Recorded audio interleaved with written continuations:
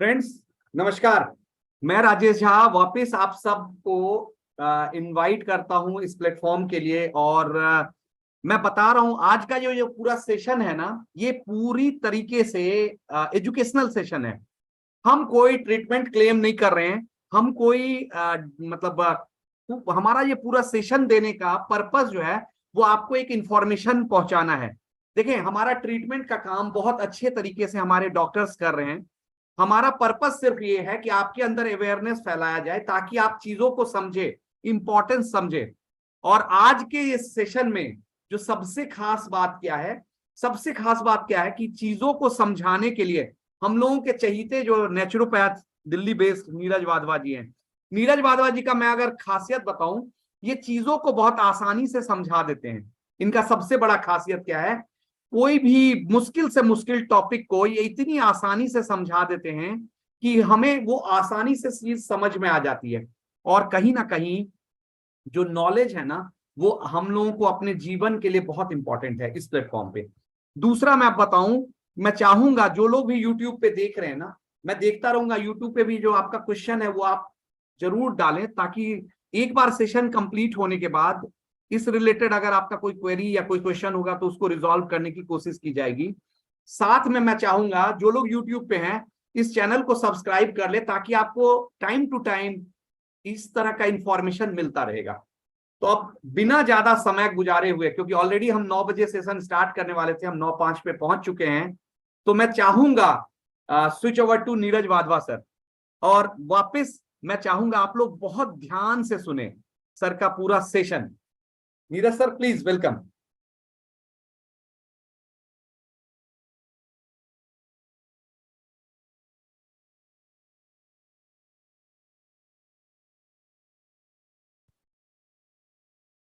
अब अच्छा, ओहो सॉरी, हाँ मैंने नीरज सर को हाँ को होस्ट बना दिया सर, आप अनम्यूट कर सकते हैं। कहीं ऐसा तो नहीं, अच्छा आप दूसरे डिवाइस से शायद कनेक्टेड हैं। अच्छा, दूसरे डिवाइस से हैं। मैं अभी बना रहा हूँ को होस्ट, एक मिनट सर। फ्रेंड्स, आज का जो ये टॉपिक है ना, इसके सीरियसनेस को अगर मैं समझा पाऊं आपको, आप एक चीज समझिएगा। कल मैं जब देखा ना, अभी आपको ये जान के हैरानी होगी कि 10 जो डिजीज जो आज के डेट में हेल्थ चैलेंज दे रहा है लोगों को, या 10 डिजीज जिससे डेथ सबसे ज्यादा हो रहा है, उसमें एक नंबर पे हार्ट अटैक है। अभी मैं जब इस सेशन को प्रिपेयर कर रहा था तो मैं देखा, आप समझे, जहां मेरा जो होम टाउन है बिहार में, एक दूल्हा शादी के लिए गया और वहां हार्ट अटैक से डेथ हो गई। आप समझे इसके सीरियसनेस को, समझे। एक समय था कि ये जो है ना, एक एक पर्टिकुलर एज के बाद प्रॉब्लम आती थी। आज वो कोई पैरामीटर, कोई एज बाउंड्री नहीं रह गया। तो अब मैं चाहूंगा switch over to Neeraj sir, please. Sir बहुत बहुत नमस्कार सबको, आपको भी, और थैंक यू सो मच इतना ग्रैंड इंट्रोडक्शन देने के लिए। तो मेरी आज इच्छा ये है कि सर जब यहाँ से लोग जाए ना, तो आज ना हार्ट हेल्थ में ना एक ब्रेक थ्रू लेके जाए। मतलब आज ना मैं चाहूंगा, अभी हम I think we are at 20, sir कितने, वी आर एट 23, हाँ 25, वो बढ़ता जाएगा सर आपका मतलब जो सेशन भी जो है। 50-100 जितने भी लोग आएंगे ना आज, जो है ना वो उनकी हार्ट हेल्थ को लेकर अंडरस्टैंडिंग में ना एक चमत्कार हो जाए, मेरी इच्छा ही है ओहो, कि मजा आ गया ठीक सर। है। तो ना सबसे पहली चीज ना, हार्ट हेल्थ को समझने के लिए ना जो बहुत इंपॉर्टेंट है वो ना ये समझ, इसको ना, इसमें से शायद ही कोई होगा जिसने पानी का मोटर का पंप नहीं देखा हो। सबने देखा है ना सर, पानी की मोटर का पंप। बिल्कुल सर। तो जो हमारा, जिस प्रकार से पानी की मोटर पानी पंप करती है, उसी प्रकार से हार्ट जो है ब्लड पंप करती है। लेकिन एक छोटा सा फर्क है। वो फर्क यह है कि पानी की मोटर चलती है बिजली से और फेंकती है पानी। तो उसका जो फेंकने का मटेरियल है ना, जो पानी है, वो बिजली से उसका कोई कनेक्शन नहीं है। तो किसको ये बात समझ नहीं आई? क्या सर आपको समझ में आई कि हमारा हार्ट जो ब्लड, जो पानी की मोटर पानी फेंकती है, चलती बिजली से है, तो उसके अंदर दो चीजें डालते हैं हम, एक बिजली डालते हैं और एक, उस मोटर के अंदर दो चीजें हैं, एक बिजली है और एक पानी है। बिजली से मोटर चलती है और फेंकती पानी को है, और बिजली का पानी से डायरेक्ट कोई कनेक्शन नहीं है। ठीक है।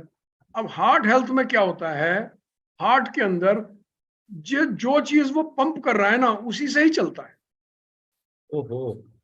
ठीक है ना, तो हार्ट जो है ब्लड को पंप कर रहा है और चल भी उसी ब्लड से रहा है, उसकी जो ताकत है, उसकी जो बिजली है ना, उसी ब्लड में है। ओहो, ठीक है, तो क्या इसलिए पॉइंट पकड़ा है। इसलिए हार्ट हेल्थ के अंदर पानी का जो है ना वो बहुत बड़ा रोल है। जबकि ये जो सामने आप मोटर देख रहे हैं ना स्क्रीन पे, इसमें मोटर की ताकत जो है ना पानी से नहीं आ रही, इसमें मोटर की ताकत बिजली से आ रही है। ठीक है, लेकिन शरीर में जो हार्ट है ना, उसमें जो खून है ना जो वो फेंक रहा है, तो जिस चीज को वो हमारा हार्ट पंप कर रहा है, उसकी ताकत भी उसी चीज से आ रही है। ये समझने की जरूरत है। इसलिए जितना हार्ट हेल्थ इंपॉर्टेंट है, उससे ज्यादा इंपॉर्टेंट है ब्लड हेल्थ। तो जब किसी को हार्ट प्रॉब्लम हो जाती है, हार्ट प्रॉब्लम बड़े टाइप की होती है, बट हार्ट से रिलेटेड जब भी कोई प्रॉब्लम होती है, तो कौन ग्रुप में से शेयर करेगा कौन सी एक ऐसी चीज है जो हार्ट पेशेंट को कंपलसरी खानी होती है?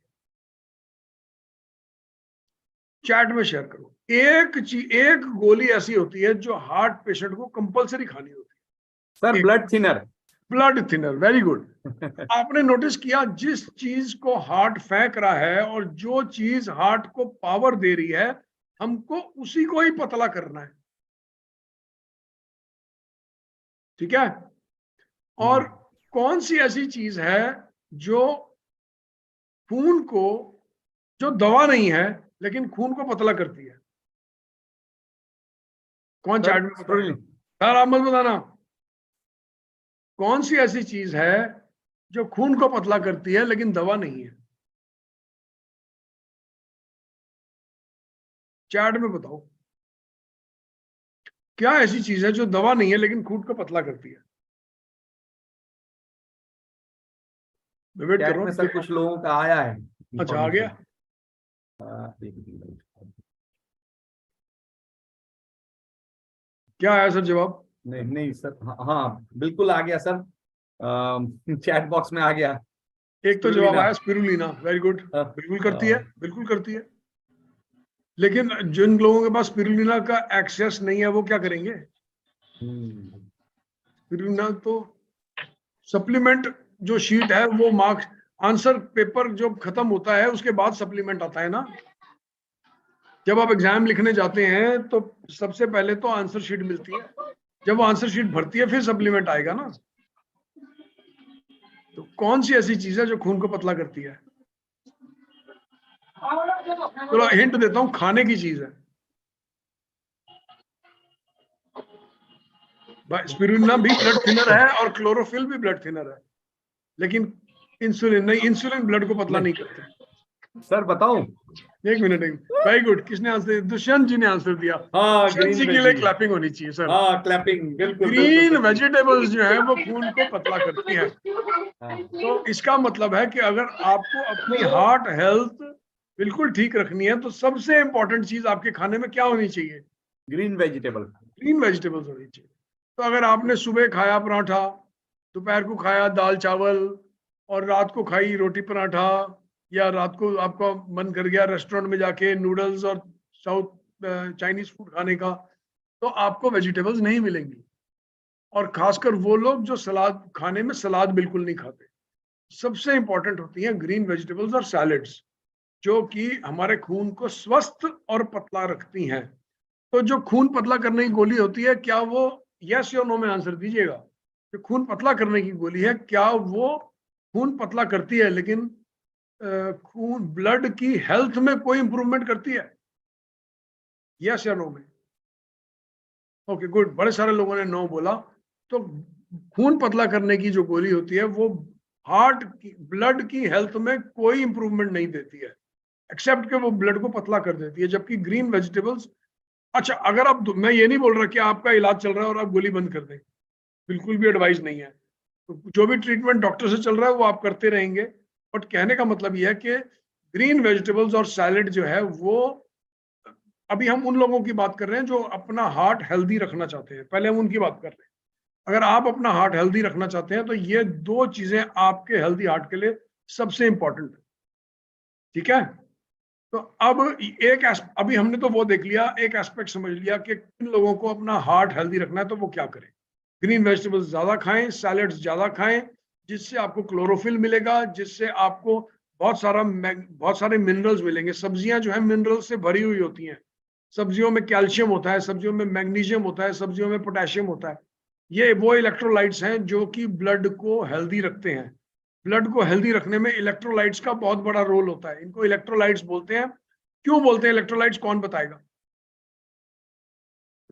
पोटेशियम, मैग्नीशियम, कैल्शियम जैसी चीजों को इलेक्ट्रोलाइट क्यों बोला जाता है? एक लाइन में लिख सकते हो। और ये ब्लड की हेल्थ में इनका बहुत बड़ा योगदान होता है। क्यों बोलते हैं इनको इलेक्ट्रोलाइट्स? अच्छा, एक हिंट देता हूं। जब लूज मोशन लग जाते हैं ना तो ओ आर, सर वो क्या पीते हैं? O R H, O R, O R S, okay. ORS sir, जब ORS। लूज मोशन लग जाते हैं तो ओ आर एस पिया जाता है। जब ओ आर एस पिया जाता है ना तो ओ आर एस का सबसे बड़ा जो कंट्रीब्यूशन होता है ना वो इलेक्ट्रोलाइट्स होते हैं, ठीक है। और इलेक्ट्रोलाइट्स जो हैं, जब खून के अंदर इलेक्ट्रोलाइट्स होंगे तो हमारा शरीर जो है ना इलेक्ट्रोकेमिकल और मैकेनिकल डिवाइस है। कहने का मतलब है इसमें इसमें मैकेनिक्स भी है, इसमें इलेक्ट्रिसिटी भी है और इसमें केमिस्ट्री भी है। और झा सर से अच्छा तो केमिस्ट्री कोई समझता नहीं है। जी झा सर। तो इसलिए हम यस सर। इलेक्ट्रोमैकेनिकल डिवाइस हैं, एग्जैक्टली। ठीक है। तो क्योंकि हम इलेक्ट्रोमैकेनिकल डिवाइस हैं तो इसमें हमारे शरीर में इलेक्ट्रिसिटी का बहुत बड़ा रोल है। बिजली की तरंगों का बहुत बड़ा रोल है। उन्हीं बिजली की तरंगों से आपकी मसल्स चलती हैं, आपका ब्रेन चलता है और आपका हार्ट चलता है। और जब इलेक्ट्रोलाइट्स की कमी होती है तो हार्ट, ओआरएस मत पीना शुरू कर देना कल से, पहले बता रहा हूं। सब्जियां खानी है, वेजिटेबल्स खानी है, सूप पीना है, सैलड्स खाने हैं, ठीक है। तो इलेक्ट्रोलाइट्स का बहुत बड़ा रोल होता है हार्ट हेल्थ में। इसलिए हम हमेशा बोलते हैं सब्जियों का बहुत बड़ा रोल होता है हार्ट हेल्थ के अंदर। तो आपने अगर अपना हार्ट आजीवन हेल्दी रखना है तो आपके आपके खाने में 50% मात्रा सब्जियों और सैलड्स की होनी चाहिए। अब नेक्स्ट क्वेश्चन, ग्रुप में कौन है जो हार्ट से रिलेटेड कोई भी मेडिकेशन खाता है? तो अब वहां से चलते हैं ना सर, समझ तो डायरेक्ट जब एक्चुअल रियल एग्जांपल देखेंगे ना तो समझ आएगी। तो आप ब्लड प्रेशर की मेडिकेशन पे हो सकते हैं, आप डायबिटीज की मेडिकेशन से हो सकते हैं, आप हार्ट की कोई मेडिकेशन पे हो सकते हैं। तो थोड़ा ब्रेव होना पड़ेगा और मतलब प्लेटफॉर्म पे बोलना पड़ेगा, हाँ मैं हार्ट की दवा खाता हूँ। मैं जानना चाह रहा हूँ कि कौन है ग्रुप में जो खाता है, किसको मदद की जरूरत है हमारी, हम किसको सपोर्ट करें। सर कोई नहीं खाता? चलो आगे बढ़ते हैं, कोई बात नहीं। बहुत हमारे अच्छी हेल्दी बात लोग है, हैं। बहुत अच्छी बात है। तो मैं जानना चाहूंगा ग्रुप में कौन बता सकेगा कि हार्ट प्रॉब्लम होती क्यों? आप लोगों से मिलते हैं और किसी ने बोला अच्छा मुझे हार्ट प्रॉब्लम है, होती क्यों है हार्ट प्रॉब्लम? सर कुछ लोगों का क्वेश्चन आया कि वो ब्लड प्रेशर की दवाई खा रहे हैं। ओके, तो मेरी ना एक रिकमेंडेशन है। देखो मैं बहुत कम लोगों से मिला हूं जो ब्लड प्रेशर की दवाई खाते हैं और उनको आगे चल के और कोई प्रॉब्लम नहीं होती, ठीक है। मतलब रेयरली कभी मुझे कोई मिला किसी ने बोला हो कि मैं 50 साल हो गए या 40 साल हो गए मैं सिर्फ ब्लड प्रेशर की मेडिकेशन पे हूँ। जिन लोगों ने भी मेडिकेशन ब्लड प्रेशर की शुरू करी है, 4 साल, 5 साल, 6 साल, 10 साल में उनकी अगली दवा, चांसेस हैं, बहुत ब्राइट चांसेस होते हैं अगली दवा जरूर आती है। वो कैसे आती है? या तो पहले उनकी डोज बढ़ती है। भाई आप एक ब्लड प्रेशर की मेडिकेशन खाते हैं, 2-4 साल के बाद या तो आपकी दवा बदली जाएगी या आपकी डोज बदली जाएगी, दवा की क्वांटिटी बढ़ा दी जाएगी। दूसरी चीज कि जो लोग ब्लड प्रेशर की मेडिकेशन लंबे टाइम तक खाते हैं, अक्सर देखा गया है, हमेशा सबके साथ नहीं होता, अक्सर देखा गया है कि 2, 4, 5 साल, 10 साल के बाद या तो वो डायबिटीज की भी दवा शुरू कर देते हैं या वो हार्ट रिलेटेड कोई दवा शुरू कर देते हैं, लेकिन कोई ना कोई अगली दवा जरूर शुरू होती है, मोस्ट केसेस में, सब केसेस में नहीं। तो अगर आप कोई भी, और मैं कैसे जानता हूं, बड़ा सिंपल सा है, आप किसी भी इंसान को पकड़ो जो 3 दवा खाता हो और उस, फॉर एग्जांपल डायबिटीज की खा रहा है, थायराइड की खा रहा है, ब्लड प्रेशर की खा रहा है, आप उससे पूछें ये आपका शुरू कैसे हुआ था, तो आपको बोलेगा कि या तो मैंने ब्लड प्रेशर की शुरू की थी, बाद में डायबिटीज भी हो गई, बाद में थायराइड भी हो गया, या फिर वो बोलेगा पहले मुझे ब्लड डायबिटीज हुई, थोड़े साल के बाद मैंने ब्लड प्रेशर की दवा भी जोड़ दी, थोड़े साल के बाद मैंने प्रोस्टेट की दवा भी जोड़ दी। प्रोस्टेट की दवा का मतलब उसका पेशाब निकलने में प्रॉब्लम हो गई। अक्सर मोस्ट केसेस में आप देखोगे कि शायद ही आपको कोई मिलेगा जो 10 साल के बाद ये बोलेगा कि मैं 10 साल से ब्लड प्रेशर की दवा खा रहा हूँ और मैं ब्लड प्रेशर की ही दवा खा रहा हूँ। ऐसे लोग बहुत कम मिलेंगे। मोस्टली लोग मिलेंगे जो बोलेंगे 10 साल से ब्लड प्रेशर की दवा खा रहे हैं, अब दूसरी भी शुरू हो गई और अब तीसरी भी शुरू। तो मेरा कहने का मतलब ये है कि अगर आप ब्लड प्रेशर की दवा खा रहे हैं और आप उसके बारे में कुछ नहीं कर रहे हैं और आपका जीवन ब्लड प्रेशर की दवा पे निर्भर है, तो आपको चौकन्ना हो जाना चाहिए। आपकी अगली प्रॉब्लम कभी भी आ सकती है। उसका कारण यह है कि ब्लड प्रेशर बढ़ना इटसेल्फ आपके शरीर को, शरीर आपको ये बता रहा है मैं तकलीफ में हूं, और अगर आपने उसको हल नहीं किया और उसको सिर्फ ब्लड प्रेशर की दवा से मैनेज किया, तो आपने अपने शरीर की तकलीफ, आपने अपने आप को आराम तो दे दिया है, लेकिन आपने अपनी शरीर की तकलीफ दूर नहीं करी है।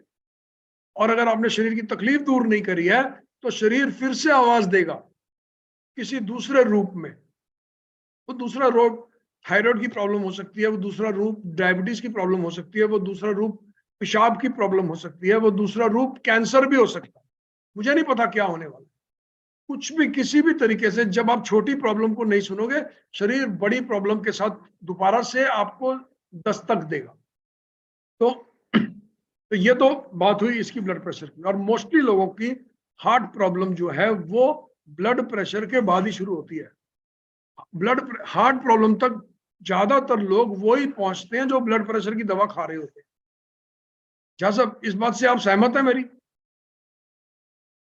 100% सर, 100%। कोई है जो सहमत नहीं है कि 90% लोग हार्ट प्रॉब्लम तक वो ही पहुंचते हैं, अक्सर, सब नहीं, जो पहले से दवा खा रहे होते हैं। इसका मतलब ये नहीं है, कभी कभी कुछ लोगों में शुरुआत ही हार्ट प्रॉब्लम से होती है। फॉर एग्जाम्पल, मैं अपने पिताजी के बाद, नहीं, मेरे पिताजी को 45 साल की उम्र में डायबिटीज हुई थी। उन्होंने अपनी डायबिटीज को बहुत अच्छी तरह मैनेज किया और 55 साल की उम्र में उनको हार्ट अटैक हुआ। 60 साल की उम्र में उनको दूसरा हार्ट अटैक हो गया। और उनकी डायबिटीज बहुत अच्छी तरह मैनेज थी।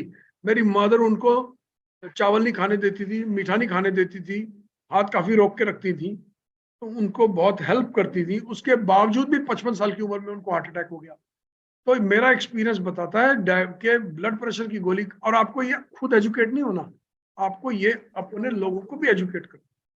सी देखो, जो आपको छोड़ के जो बाहर दुनिया है, उसको ये समझ नहीं है कि मैं ब्लड प्रेशर की गोली खा रहा हूँ, इससे आगे क्या होने वाला है, क्योंकि उसने दूसरों को नहीं देखा हुआ, उसने उनको नहीं देखा हुआ जो एक गोली से शुरू हुए थे और 3 पे आ गए। और मैं बताऊं, डॉक्टर के क्लिनिक के बाहर बैठे हुए लोग जो इलाज कराने आए होते हैं, वो अक्सर इसी रास्ते पे चल रहे होते हैं। मैं ये नहीं बोल रहा ये खराब है, बिल्कुल उनको ये इलाज कराना चाहिए, क्योंकि अगर वो ये इलाज नहीं कराएंगे तो वो ज्यादा मुश्किल में पड़ सकते हैं। बट मेरा कहने का मतलब यह है कि उस इलाज के बाद आप क्या कर रहे हैं कि आप वापस से अपनी प्रॉब्लम को ठीक कर सके, बनस्पत कि आप पूरी उम्र दवाई खाते।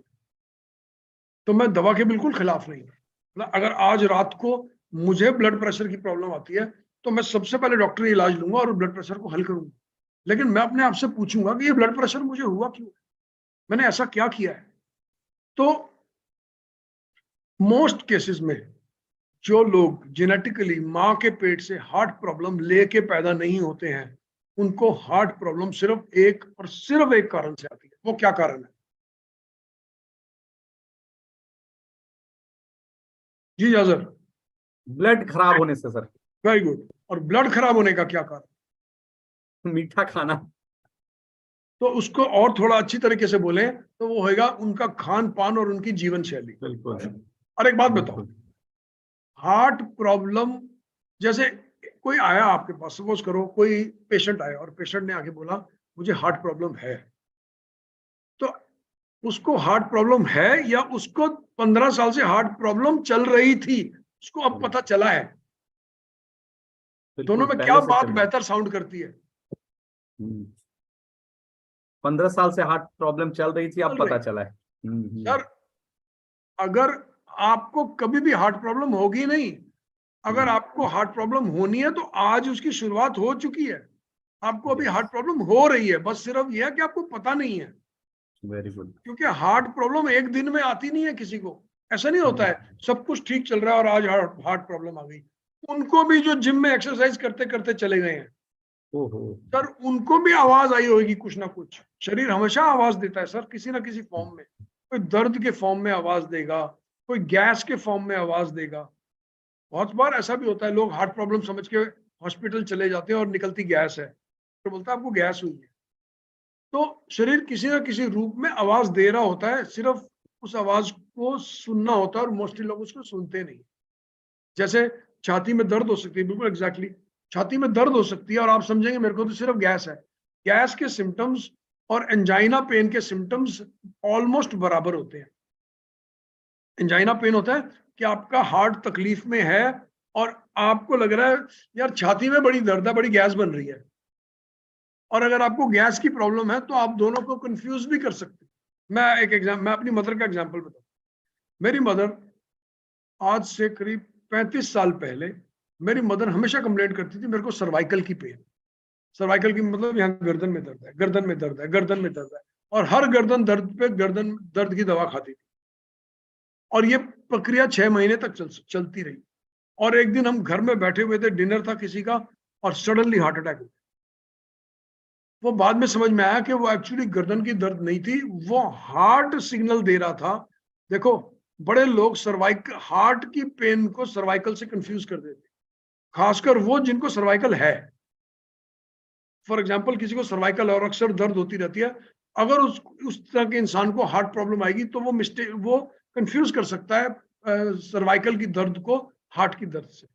ये जैसे आप स्क्रीन पे आदमी देख रहे हैं, ये कंफ्यूज कर सकता है हार्ट की दर्द को गैस की दर्द से, क्योंकि दोनों के सिम्टम्स बराबर होते हैं। कभी कभी हार्ट तकलीफ में होता है, उल्टी आ जाती है सर, वो भी एक सिम्टम होता है। आदमी सोचता है मेरा तो पेट खराब है। मैंने ऐसे केस देखे हैं जहां पे इंसान को उल्टी आई और उसने सोचा मेरा पेट खराब है, उन्होंने अजवाइन खाई और घर में बैठे और 2 घंटे के बाद डेथ हो गई। और वो यही समझते रहे कि मेरा तो सिर्फ पेट खराब है, कि मुझे तो पेट खराब की उल्टी आई है। एक सिम्टम ये भी होता है, जब हार्ट अटैक आ रहा होता है उल्टी आ जाती है। किसी को छाती में दर्द होती है, किसी को गर्दन में दर्द होती है, किसी को बाजू में दर्द होती है, और लोग उस सिम्टम को पहचानते नहीं है। ठीक है, तो हार्ट प्रॉब्लम ना कभी भी एक दिन में नहीं आएगी। हार्ट प्रॉब्लम बड़े साल लगाती है आने में, और वो उसका रिजल्ट होता है आपका खान पान। तो अब हम क्या करें कि हमको टाइम से पहले पता चल जाए। अगर मैं आपसे ये शेयर करूं कि हम क्या चीज कर सकते हैं, हमें घर में ही बैठ के पता चल जाए बिना कोई ब्लड टेस्ट कराए कि हमारे को फ्यूचर हार्ट प्रॉब्लम आ सकती है कि नहीं आ सकती। कौन जानना चाहेगा?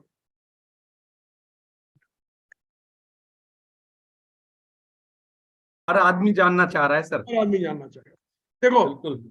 4 तरीके हैं ये जानने के कि हमारे को फ्यूचर में हार्ट प्रॉब्लम आने वाली है कि नहीं आने वाली। और ये सबको नहीं होएगी, मैं ये नहीं बोल रहा सबको आएगी, लेकिन अगर आप इस परिस्थिति में हैं तो चांसेस है आपको हार्ट प्रॉब्लम फ्यूचर में आ सकती है, और ये जरूरी नहीं है। ठीक है, तो पहली परिस्थिति है ये, मैं स्क्रीन पे दिखा। जी जा सर, क्या ख्याल है? अब देखो ये सीधे हाथ को जो मोटे वाला आदमी है, अगर इसको सपोज करो हार्ट प्रॉब्लम आ गई, तो इसकी हार्ट प्रॉब्लम का जो जड़ है वो इसका मोटापा है। 100%। और ये आदमी जाके 5 साल तक ब्लड प्रेशर की और एंजाइना पेन की और ब्लड थिनर की दवाइयां खाते रहेगा। तो इसको एक्चुअली में अपना मोटापा कम करके अपनी प्रॉब्लम हल करनी चाहिए या दवाइयां खाते रहनी चाहिए? ऑब्वियस सी बात है, मोटापा कम करना चाहिए। तो ये जो मोटापा आप राइट में देख रहे हैं ना, ये हार्ट प्रॉब्लम का सबसे बड़ा कारण है, सबसे बड़ा। ठीक है, और इसका सोल्यूशन जो है ना, सामने उसके सामने ही खड़ा है उसका सोल्यूशन। कि अगर आप चाहते हो कि आपका रिस्क हार्ट प्रॉब्लम का कम हो जाए, तो आप उल्टे वाले इंसान बनो जो उल्टे हाथ को। और अगर आप सीधे साइड वाले इंसान हैं तो आप हाई रिस्क पे ऑलरेडी हैं। आपको हार्ट प्रॉब्लम होनी नहीं है, आपको हार्ट प्रॉब्लम अभी है। क्या सर क्लियर है? एग्जैक्टली सर, अभी क्लियर है, क्लियर। और सिर्फ है नहीं, हो रही है, चल रही है आपकी हार्ट प्रॉब्लम अभी। अगर वो तकलीफ देगी फ्यूचर में तो उसके सिम्टम्स आपके अंदर अभी हैं, पहली चीज। दूसरा, ये तो हो गया, बड़ा सिंपल है घर में जानने का तरीका। इसके लिए एक फीता उठाना होता है, फीता उठाने के बाद अपना पेट नापना होता है, और अगर आपका पेट आपकी हाइट से आपके देखो, पेट को ना सपोज करो 40 इंच का पेट, ठीक है, 40 इंच के पेट को डबल कर लो। अगर वो हाइट से ज्यादा है तो आप फ्यूचर पोटेंशियल हार्ट अटैक के रिस्क पे है। कहने का मतलब है कि अगर आपकी हाइट सपोज करो 80 इंच है और आपका पेट 42 इंच का है, तो आप हार्ट अटैक के रिस्क पे है। अगर आपकी हाइट 70 इंच है और आपका पेट 40 इंच का है, तो आप हार्ट अटैक के रिस्क पे है। मतलब आपकी हाइट से आपका पेट आधे से ज्यादा नहीं होना चाहिए। अगर आपकी हाइट से आपका पेट आधे से ज्यादा है तो आप पोटेंशियल रिस्क पे हो। क्या सर, हाइट कितनी है आपकी? 5'8", इंच में कितना हुआ? लगभग 5 फीट 165, हुआ तो 160, हाँ 12, बिल्कुल, लगभग 12 लगभग पंजे लगभग 60, 168, लगभग 165, 166, 12 हाँ। पंजे 60 हुआ ना सर, 60 इंच हुआ। हम्म। हाइट 60 इंच हुई ना। हम्म। कमर कितनी है? उम्र सर 44। आधे से ज्यादा हो गई ना। हम्म। तो कमर होनी चाहिए 30 के नीचे। नहीं, अच्छा कमर, मैंने उम्र सुना सर। कमर अच्छा कमर अच्छा, कमर तो सर मेरे ख्याल से 38, हाँ। 30 38 से है ना। नीचे। हाँ, हाँ बिल्कुल, तो इसको भी हाइट कम हुई करना। 60 इंच और कमर हुई हम्म। 38 इंच, तो इसका हम्म। मतलब आधे से ज्यादा हो गई ना। इसको कम करना है। तो आप पोटेंशियल रिस्क पे आ गए अब। हम्म। ठीक है। एग्जैक्टली। दूसरी चीज, ये तो हो गई, ये तो बड़ा आसान तरीका है, फीता उठाना है और नाप लेना है। अरे वाह सर। ठीक है। तो 34। आपकी कमर आपकी हाइट के आधे से कम होनी चाहिए। हम्म। अगर आधे से ज्यादा है तो आप रिस्क पे आ जाते हैं। हम्म। ठीक है। अब आ जाओ ब्लड टेस्ट पे। अब तरीका और क्या जानने का है? तो पहला तरीका है, पहला तरीका है फेरेटिन के लेवल्स। नहीं, अभी तो कोई चल रही है। फेरेटिन के लेवल्स, ये हाई फेरेटिन लेवल, जब ब्लड टेस्ट कराते हैं तो आप हाई फेरेटिन लेवल्स को नाप सकते हैं। अगर आपके फेरेटिन लेवल्स हाई हैं तो आप फ्यूचर रिस्क पे आ जाते हो। अगर आपके सीआरपी के लेवल्स हाई हैं तो आप फ्यूचर रिस्क पे आ जाते हो। सीआरपी का टेस्ट कोविड के टाइम में बहुत पॉपुलर हुआ था। जिनको कोविड था ना, उनके सीआरपी लेवल्स हाई हो जाते हैं। अगर आप बीमार नहीं हैं और आपके सीआरपी के लेवल्स हाई हैं तो आप फ्यूचर हार्ट अटैक के रिस्क पे हैं। होमोसिस्टीन, इसके लेवल्स भी अगर बड़े होते हैं तो भी आप फ्यूचर हाई रिस्क पे हैं। तो ये 3 टेस्ट अगर आप किसी अपने या किसी अपने कस्टमर के करते हैं और ये हाई आते हैं तो वो इंसान रिस्क पे हो जाता है। लेकिन मोस्टली लोग जब ब्लड टेस्ट कराते हैं ना, आपको पता है जहाँ सर क्या टेस्ट कराते हैं? हार्ट के लिए क्या टेस्ट कराते हैं? हाँ, ईसीजी देखते हैं सर मेरे ख्याल। ब्लड टेस्ट जब करते हैं तो हार्ट का कौन सा टेस्ट करते हैं? अच्छा, वो तो कोलेस्ट्रॉल का टेस्ट कर लेते हैं कई बार। कोलेस्ट्रॉल का टेस्ट करते हैं। हाँ बिल्कुल। ठीक है। अच्छा, तो कोलेस्ट्रॉल का टेस्ट जो है ना, हार्ट हेल्थ का अच्छा मापदंड नहीं है। हम्म। ये जो मैंने 3 मापदंड लिखे हैं ना, ये हार्ट हेल्थ के बेटर मापदंड है कोलेस्ट्रॉल के ऊपर। ठीक है। दूसरा, अब कोलेस्ट्रॉल का अगर देखिए, कोलेस्ट्रॉल बड़े साल तक एक मापदंड रहा है हार्ट हेल्थ का, लेकिन अब नई रिसर्च बताती है कि कोलेस्ट्रॉल एक अच्छा मापदंड नहीं है। लेकिन ट्राइग्लाइसराइड्स एक अच्छा मापदंड है। तो जब आप कोलेस्ट्रॉल कराते हैं उसी में ही ट्राइग्लाइसराइड आता है। ट्राइग्लाइसराइड हाई होने का मतलब है कि आपका खान पान ठीक नहीं है। इसको बोलते हैं लिपिड प्रोफाइल। लिपिड प्रोफाइल के अंदर ही ट्राइग्लाइसराइड का टेस्ट आता है। जिन्होंने पहली बार सुना है वो लिख सकते हैं। तो एक्चुअली में अगर आपको हार्ट हेल्थ चेक करानी है तो आपको फेरेटिन लेवल्स चेक कराने हैं, सीआरपी लेवल्स चेक कराने हैं, होमोसिस्टीन लेवल्स चेक कराने हैं और ट्राइग्लाइसराइड चेक। ट्राइग्लाइसराइड्स हाई होंगे तो इसका मतलब है आप अपने खाने में चीनी शक्कर की मात्रा का प्रयोग ज्यादा करते हैं, गेहूं चावल मक्का का प्रयोग ज्यादा करते हैं। इसी टेस्ट से पता चल जाता है सर, ये 4 चीजें अगर आप ज्यादा खाएंगे और जरूरत से ज्यादा खाएंगे, मीठा ज्यादा खाएंगे, कुल्फी गुलाब जामुन रसगुल्ले समोसे कचौड़ियां, तो आपके ट्राइग्लाइसराइड्स बढ़े हुए हैं। ठीक है, तो ये तो हो गए मापदंड ब्लड टेस्ट को लेकर हार्ट हेल्थ के। अब जो है जो चीजें जो हम कवर कर सकते हैं वो ये कि अक्सर देखा गया है कि बोलते हैं जी हार्ट में क्लॉट आ गया। कितने लोगों ने ये सुना है हार्ट में क्लॉट आ गया? क्लॉट ही लिख दो जिन्होंने सुना है। कॉमन कॉमन है सर ये। तो अब किसको पता है क्लॉट क्या होता है?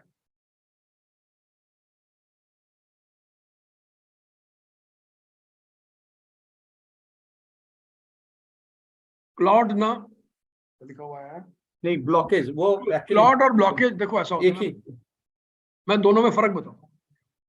ब्लॉकेज हुआ कि आपकी हार्ट को जो सप्लाई देने वाली आर्टरी है उसके अंदर कुछ जम गया है। क्या जम गया है? जो आपने खान पीन किया वो जम गया है और वो धीरे धीरे धीरे धीरे जमा है, इसको तो बोलते हैं ब्लॉकेज। और क्लॉट कैसे आता है? मोस्टली कि आपकी जो ब्लड सप्लाई की आर्टरी है उसकी अंदर की वॉल गिर के टूट गई है और उसने रास्ता बंद कर दिया। दोबारा बता रहा हूं, आपके हार्ट की जो आर्टरी है उसकी अंदर की दीवार गिर के टूट गई है और उसने रास्ता बंद कर दिया, वहां से तो होता है क्लॉट। वो तो बन सकता है ओवरनाइट, कि आपकी दीवार कल नहीं टूटी हुई थी, आप सुबह उठे और वो टूट गई और ब्लड सप्लाई रोक दी उसने।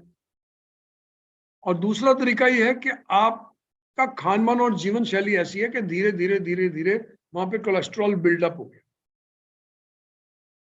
लेकिन कोलेस्ट्रॉल बिल्डअप कोलेस्ट्रॉल की वजह से नहीं होता, मैं पहले क्लियर कर दूं।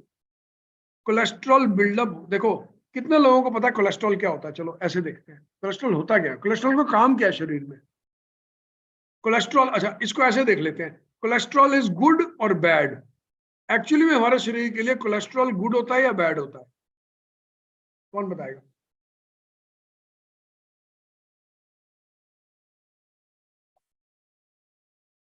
वेरी गुड, किसने लिखा बोथ? ओके,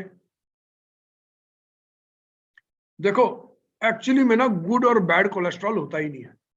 कोलेस्ट्रॉल सिर्फ एक ही चीज होती है, जो गुड और बैड है ना वो कोलेस्ट्रॉल का ट्रांसपोर्टर होता है।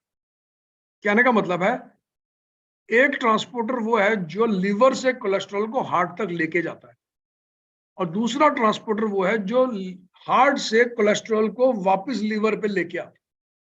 तो जो लीवर से हार्ट पे लेके जा रहा है ना वो तो है बैड कोलेस्ट्रॉल, उसको हम बोल देते हैं बैड कोलेस्ट्रॉल। जबकि वो एक्चुअली में लीवर से एक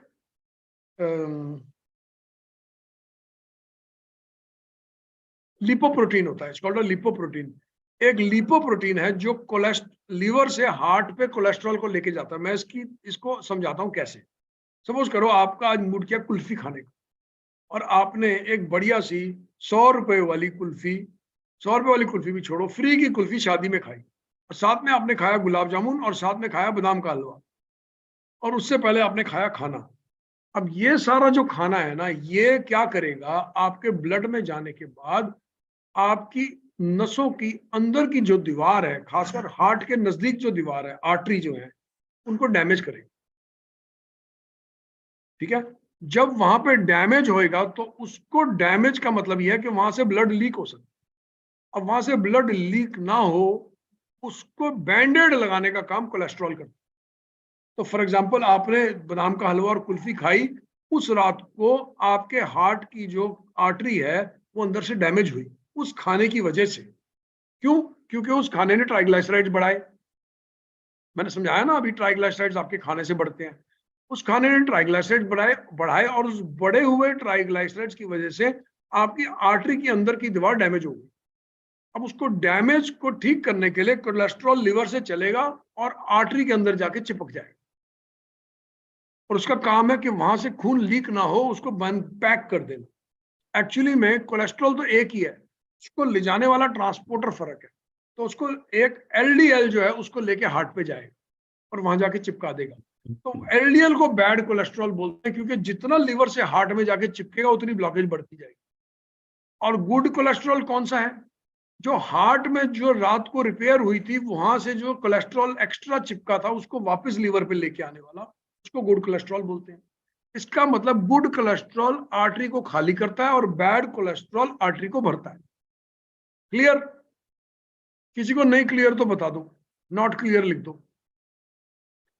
लीवर में कोलेस्ट्रॉल बनता है हार्ट की आर्टरीज को रिपेयर करने के लिए।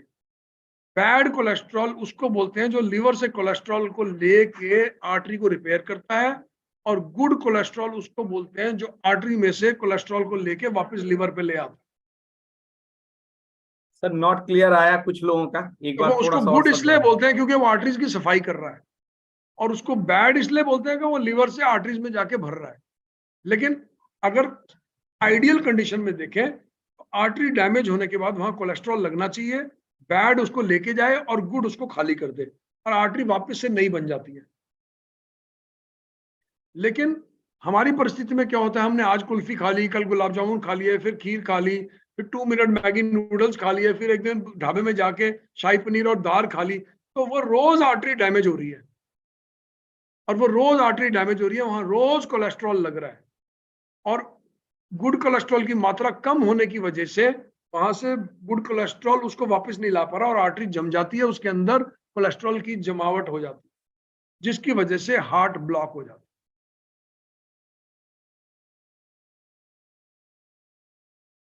मैं बताऊं क्या करना, जिनको नहीं समझ में आया ना, यूट्यूब पे जाके इसको फिर से देखना वीडियो, और इसको 4 बार सुनना।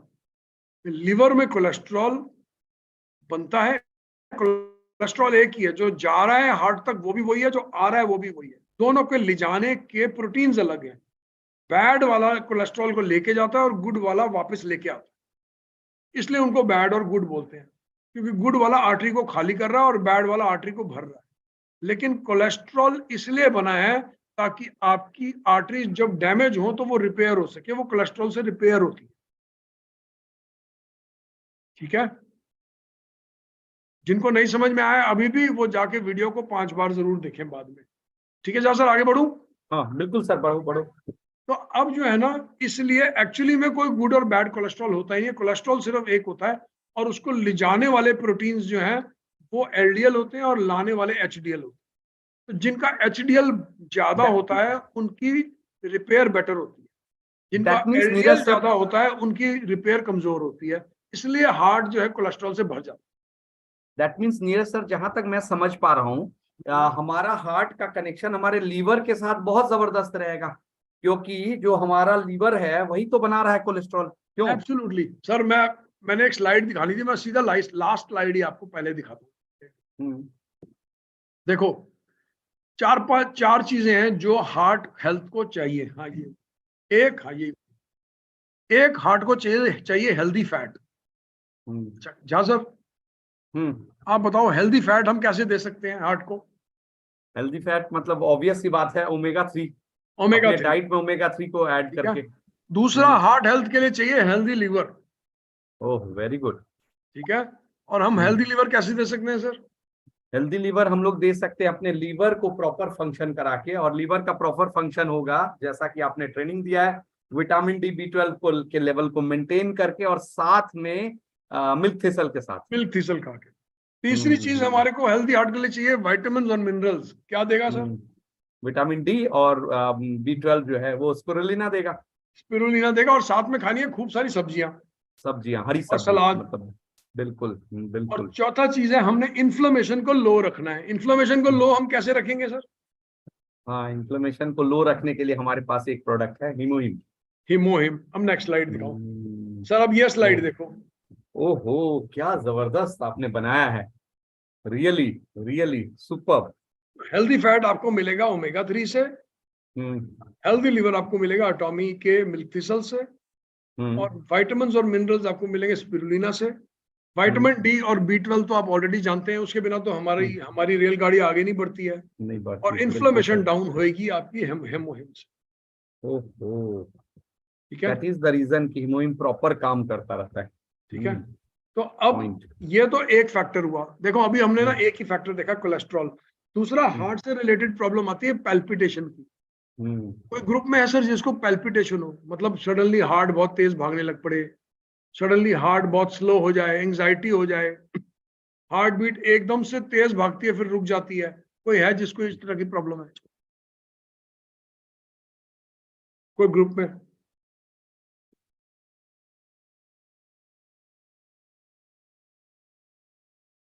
एक आया है मैसेज, उन्होंने क्या बोला है? ओके, तो आपको लोग ऐसे भी मिलेंगे जिनको इस प्रकार की प्रॉब्लम होगी कि हार्ट बीट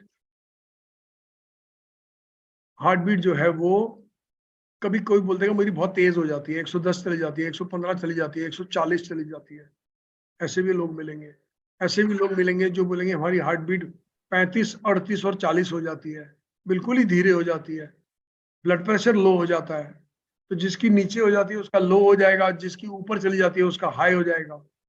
तो इसकी ना शुरुआत कहाँ से होती है, कैसे इसको पकड़ सकते हैं आप समझिए। पहले सबसे पहली चीज है हार्ट का ना थ्रो देखना।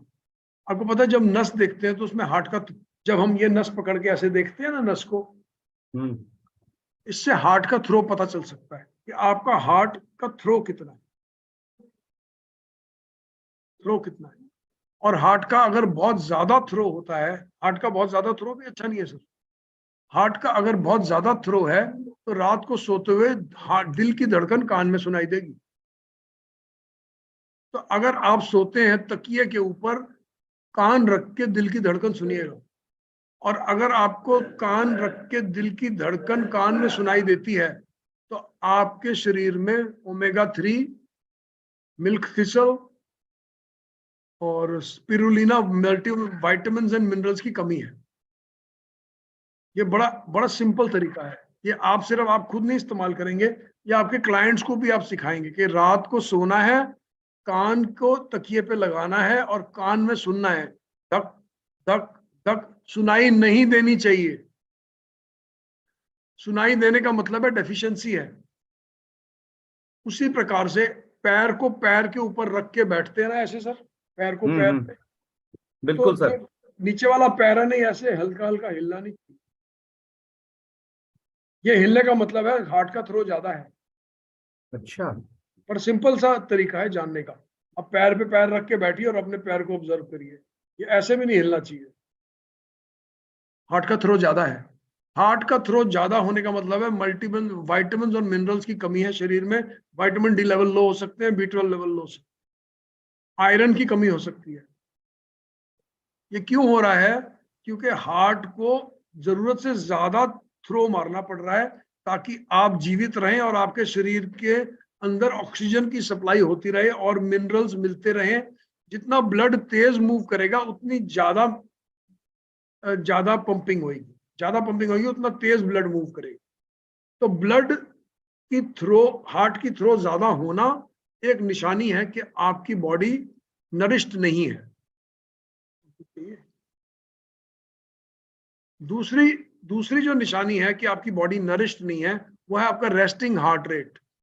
आप चुपचाप अभी जैसे बैठे हुए हैं ना, ऐसे ही बैठे बैठे अपना देखिए हार्ट क्या स्पीड पे चल रहा है। अगर अभी बैठे बैठे आपका हार्ट 80 की स्पीड पे, आप देखिए 1 घंटे से बैठे हुए हैं और उसके बावजूद भी आपका हार्ट 75, 80, 85 चल रहा है, आपकी शरीर नरिश्ड नहीं है। आपके हार्ट को एक्स्ट्रा काम करना पड़ रहा है। तो रेस्टिंग हार्ट रेट 58 और 55 और 60 के बीच में हो तो बॉडी अगर नरिश्ड होगी तो रेस्टिंग हार्ट रेट 55 और 60 के बीच में होगा। कहने का मतलब है रेस्टिंग हार्ट रेट बोल, इस पे आप थोड़ी और रिसर्च भी कर सकते हैं, गूगल पे जाइए पढ़िए कि आप चुपचाप बैठे हैं तो आपका रेस्टिंग हार्ट रेट 55-60 के ऊपर नहीं होना चाहिए। अगर 75, देखिए बुक्स में क्या लिखा होता है जब हम पढ़ते हैं कि हार्ट की एवरेज रेट क्या है, बुक पढ़ोगे तो क्या लिखा होगा, हार्ट की रेट क्या है, कितनी बार दिल धड़कना चाहिए 1 मिनट में। है सर कोई मैसेज? हाँ मैसेज सर आ गया 72 टाइम्स। 72, नीरज तिवारी जी ने कहा। Very good sir. तो ये 72 जो है ना, ये मेरा एक्सपीरियंस कहता है ये करेक्ट नहीं है। मेरा एक्सपीरियंस कहता है आपका अगर आपकी बॉडी नरिश्ड होगी तो 55 और 60 के बीच में नहीं धड़केगा, ठीक है। और आपकी बॉडी नरिश्ड नहीं होगी तो 70, 80, 90 भी जाएगा। मेरे पास बीच में एक लेडी आई थी 105 किलो की, उसका रेस्टिंग हार्ट रेट 95 था। मोटे आदमी का ज्यादा होता है। तो हम 72 तो एक्चुअली एक झूठ है जो हमें पढ़ाया जाता है। 105 किलो के आदमी का 95 मिल जाएगा। पतले आदमी का भी कभी कभी ज्यादा होता है, अगर उन्होंने कचौड़ी समोसे ज्यादा खाए हुए हैं। आप कॉफी पिएंगे, आपका हार्ट रेट बढ़ जाएगा। आप अभी कॉफी पियो, 15 मिनट के बाद रेस्टिंग हार्ट रेट बढ़ा होगा। ठीक है, तो रेस्टिंग हार्ट रेट 72 है, ये करेक्ट नहीं है। एक्सपीरियंस बताता है रेस्टिंग हार्ट रेट पर, नरिश्ड बॉडी का रेस्टिंग हार्ट रेट 55 और 60 के बीच में होना चाहिए। आप जब भी किसी क्लाइंट को मिलो, उसका रेस्टिंग हार्ट रेट चेक करो। क्यों? जब आप उसको मिल्क थिसल खिलाओगे, उसको स्पिरुलिना खिलाओगे, उसका रेस्टिंग हार्ट रेट नीचे आएगा। आप उसको बता सकते हो कि तेरी बॉडी, तेरा शरीर अब पहले से ज्यादा तंदुरुस्त हो गया है, और उसके लिए कोई आपको कोई मेडिकल की किताबें नहीं पढ़नी है। बस ट्रीटमेंट से पहले रेस्टिंग हार्ट रेट चेक करना है, ट्रीटमेंट साथ में काम शुरू करना है, सप्लीमेंटेशन करनी है, डाइट लाइफस्टाइल चेंज कराना है, और फिर कुछ दिन के बाद उसको बोलना है रेस्टिंग हार्ट रेट दोबारा चेक करते हैं। अगर वो नीचे आ गया है तो मतलब आप बिल्कुल ठीक ट्रैक पे जा रहे हैं, पेशेंट को फायदा हो रहा है। ठीक है जय सर? बिल्कुल सर, बिल्कुल एकदम परफेक्ट। तो ये बहुत अच्छा तरीका होगा, इस पे आप एजुकेट कर सकते हो अपने क्लाइंट को कि इस तरीके से हम आपकी तबीयत ठीक हो रही है कि नहीं हो रही पहले ही जान जाएंगे, बिना किसी ब्लड टेस्ट के, आपके रेस्टिंग हार्ट रेट से। और सर ये जो हमारे पास जो कोरोना के समय में हमने वो मीटर लिया था ना, उससे बहुत अच्छे से मेजर कर सकते हैं उंगली में लगा के। नहीं, ओहो वेरी गुड। उससे रेस्टिंग हार्ट रेट पता चल जाएगा, उंगली पे लगाया। और मैं बताऊं, रेस्टिंग हार्ट रेट में स्पिरुलिना और ओमेगा 3 सबसे पहले और ज्यादा फायदा करते हैं। बहुत फायदा करता है। लेकिन अगर ये तो वो हुआ जिसका सिर्फ रेस्टिंग हार्ट रेट बढ़ा हुआ है।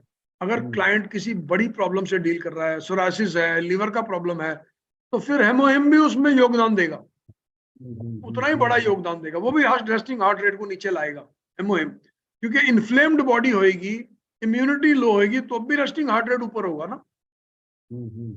ठीक है, तो ये चारों जो सप्लीमेंट हैं, इनका regular use, timely use resting heart rate को नीचे लाएगा, और वो आपको अपनी और अपने क्लाइंट की हेल्थ, आज बैठ के ना घर में सबके heart resting heart rate check करो, मम्मी का क्या है, पापा का क्या है, बीवी का तो जरूर चेक करना। वो तो सर ये चारों खाने के बाद भी नीचे नहीं आने वाला। और बीवी का रेस्टिंग हार्ट रेट बढ़ा तो सर अपना भी बढ़ जाता है। सर अगर हम एक चीज देखें कि अगर सबसे इंपॉर्टेंट आपके हिसाब से, एक एक्सपर्ट ओपिनियन अगर जानना चाहे, तो सबसे इंपॉर्टेंट क्या है एक हेल्दी हार्ट के लिए, मतलब हार्ट को हेल्दी रखने के लिए, क्योंकि हम यहाँ बात कर रहे हैं फूड सप्लीमेंट का। देखो सर, अगर बिल्कुल ठीक रहना है तो चारों हैं, बट फिर भी अगर मैंने सपोज एक पिक करना है, तो सबसे पहले मैं पिक करूंगा ओमेगा 3 को।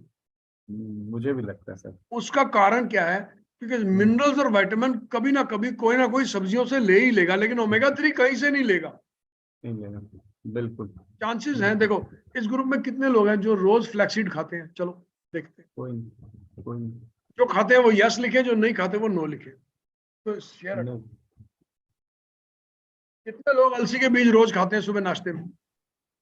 वेरी गुड, एक यस आया।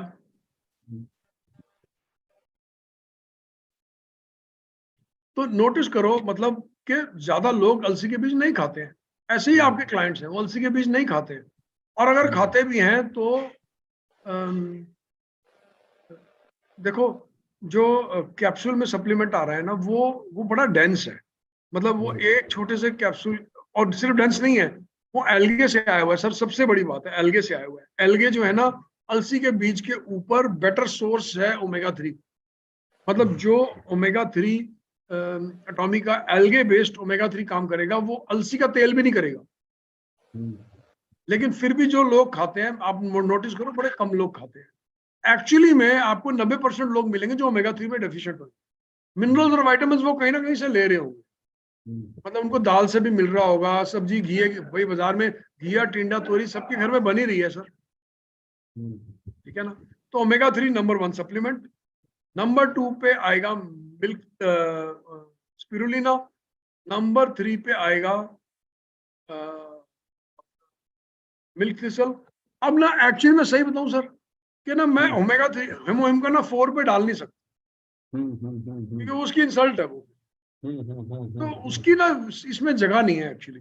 ये 1 2 3 है और वो 1 है, हम्म। उसको ऐसे बोलेंगे, क्योंकि वो ना टारगेटेड न्यूट्रिशन। टारगेटेड न्यूट्रिशन मतलब वो देखिए सब, अगर आपके शरीर के अंदर डायबिटीज है, किसी क्लाइंट के शरीर में डायबिटीज है, उसको ब्लड प्रेशर की प्रॉब्लम है, उसको थायराइड खराब है, तो उसके लिए तो नंबर 1 हेमोहिम हो गया ना सर, तो ऑब्वियस सी बात है, ठीक है ना। ऑब्वियस सी अब बात है। जैसे आपकी तरफ देखूं, अगर मैं आपकी तरह का कोई इंसान है, 45 साल के आसपास उम्र है, और आपको अभी कोई तकलीफ नहीं है, ना आप डायबिटीज की गोली खाते हैं, ना आप ब्लड प्रेशर की गोली खाते हैं, तो आपका नंबर वन सप्लीमेंट ओमेगा 3 हो गया, ऑब्वियस ऑब्वियस सी बात ठीक है ना। ओमेगा 3 भी हो गया। फिर आपकी लिस्ट क्या हो जाएगी, omega 3 number 1, milk spirulina number 2, milk thistle number 3, ये 3 तो आपके लिए हो गए। और यही बीमार इंसान आएगा तो उसके लिए होमोहिम नंबर 1 हो जाएगा, ठीक है। आई होप मैंने मोस्टली चीजें जो है ना वो कवर कर ली हैं, तो बहुत कुछ बढ़िया, क्वेश्चंस हैं बहुत। तो लेते हैं। हाँ, अब मैं ना अनम्यूट का ऑप्शन होल्ड करता हूँ। अब मैं चाहूंगा कि हमारे बीच में जो लोग हैं, उनका अगर कोई भी क्वेश्चन है तो प्लीज आप अनम्यूट हैंड रेज करें, और जो भी कुछ पूछना चाहते हैं पूछें प्लीज। अनम्यूट करें आप अपने आप को। मैंने अब ऑप्शन आपको दे दिया है, आप अनम्यूट कर सकते हैं प्लीज। लगाओ ये हैंड रेज कर ले उसके प्लीज। हमारी बड़ी अच्छी स्क्रीन है, वो भी सो गई, हमने कहा आपको दिखा दें। हाँ हाँ सर, मैं चंद्रभूषण बोल रहा हूँ। हाँ प्लीज, हाँ चंद्रभूषण जी प्लीज जी, बोल रहा हूँ सर पूछिए। कि मेरे मेरे साले साहब जो हैं, हाँ हाँ, एक्चुअली वो हाई बीपी के पेशेंट है। अच्छा ठीक वो है, हाँ डेली डेली मेडिसिन खाते हैं। अब कौन सा मेडिसिन खाते हैं नाम नहीं जानता हूँ। ठीक है। वो डेली खाते हैं। अगर उसे वो छोड़ना चाहे तो हम्म, उसके लिए क्या उपाय होगा? हम्म। चंद्रभूषण जी आप कहाँ से हैं?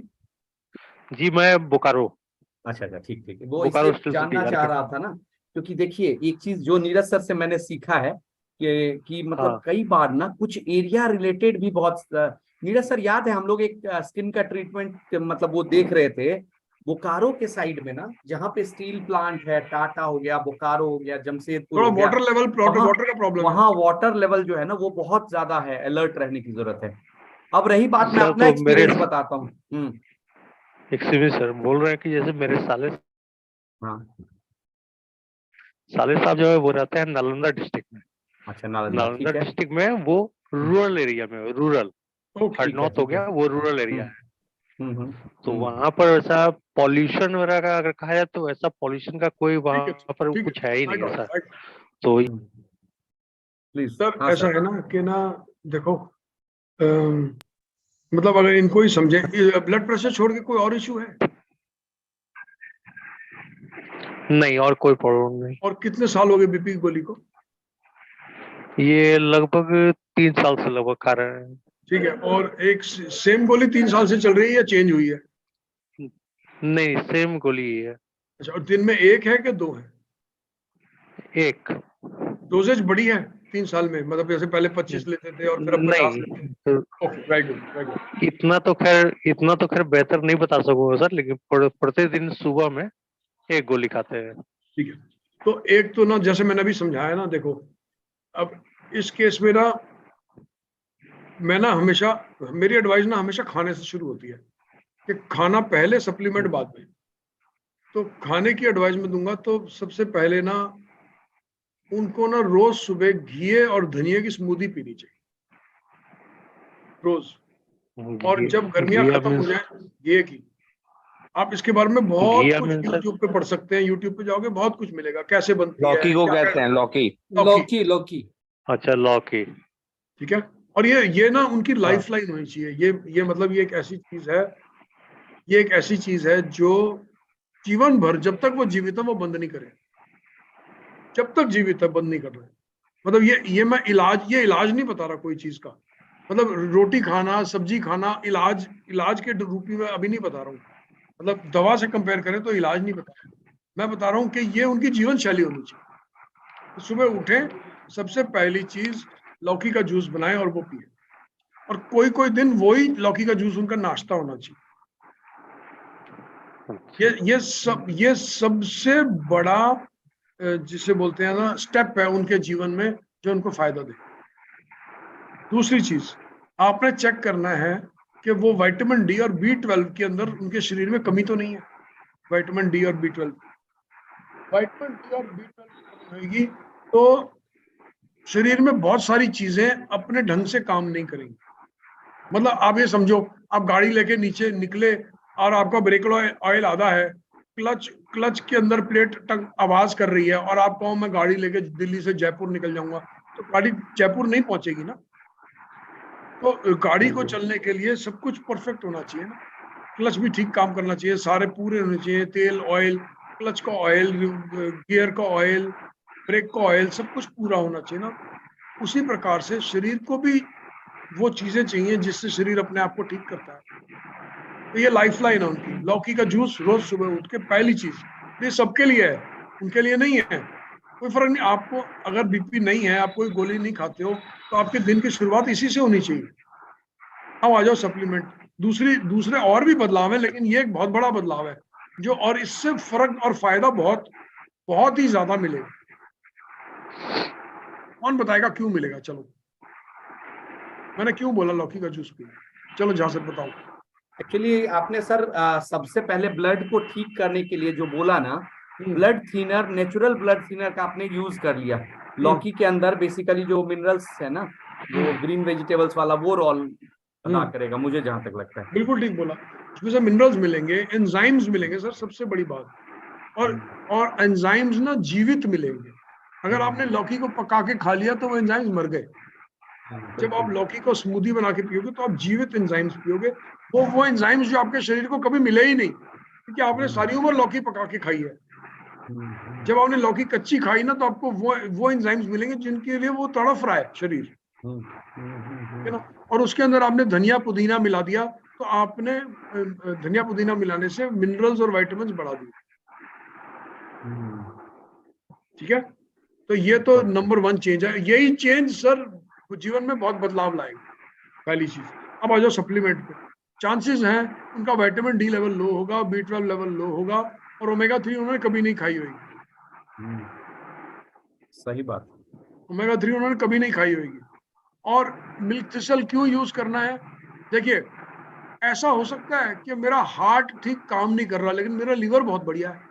ऐसा हो सकता है? नो नो सर, नो देखिए, सर। हमारा शरीर, मैं गाड़ी का एग्जांपल हमेशा देता हूँ, लेकिन एक्चुअली में हमारा शरीर गाड़ी की तरह नहीं है। क्यों? क्योंकि गाड़ी में आगे का शॉकर खराब हो सकता है, पीछे का शॉकर ठीक हो सकता है। पीछे के शॉकर का आगे के शॉकर से कोई कनेक्शन नहीं है। लेकिन शरीर में अगर हार्ट को तकलीफ है, तो लीवर भी तकलीफ में है। और लीवर की तकलीफ तो सब जगह दिखती है। मतलब लीवर की तकलीफ स्किन पे दिख सकती है, लीवर की तकलीफ आंखों में दिख सकती है, लीवर की तकलीफ गॉल ब्लैडर में दिख सकती है, लीवर की तकलीफ हार्ट में दिख सकती है, लीवर की तकलीफ आपके हाजमे के ऊपर भी असर डालेगी। लीवर हर जगह पे असर डालता है। तो लीवर खराब है तो उसका असर कहीं भी हो सकता है। तो इसलिए अगर ब्लड प्रेशर है तो लीवर को स्ट्रॉन्ग करने की जरूरत है सबसे पहले। ओमेगा 3 खाएं, विटामिन डी लेवल चेक कराएं, B12 लेवल चेक कराएं, और लीवर को स्ट्रॉन्ग करें। मिल्क थिसल खाएं। लीवर स्ट्रॉन्ग होगा तो शरीर स्ट्रॉन्ग होगा। हमारा जो सिस्टम है ना, वो उसने हमारा जो सिस्टम हमको दिया गया है इलाज का, उस सिस्टम ने हमारे शरीर को हिस्सों में बांट रखा है। ब्रेन का डॉक्टर अलग, हार्ट का डॉक्टर अलग, पेट का डॉक्टर अलग, लीवर का डॉक्टर अलग।